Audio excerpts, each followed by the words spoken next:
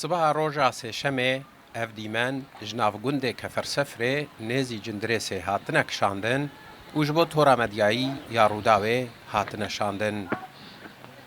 Ev mala welatî Xelîl Teремûş e.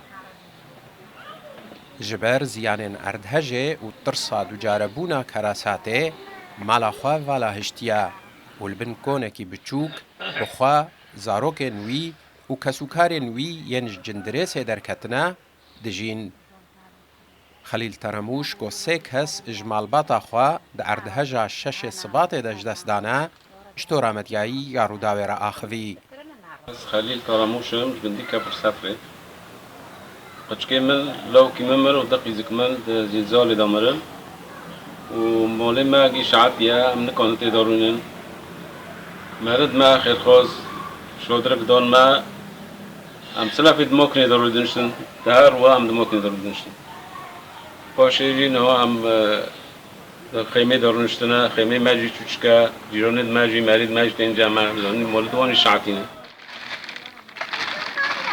Teремûş ji Rûdawê re got jî heta niha tu kesî û ne jî tu rêxistinê alîkarî ji wan re pêşkêş nekirine.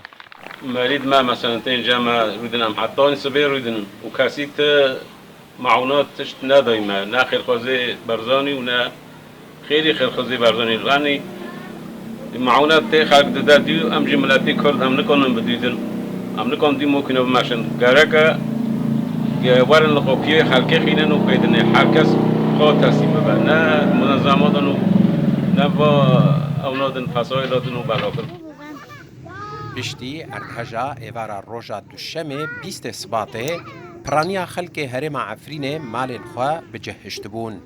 Wan şeva xwe li cade, li jêr konan, li nav otomobîlan, di nav sir û sermaya dijwar a zistanê de heta sibaha sêşemê qedandibûn.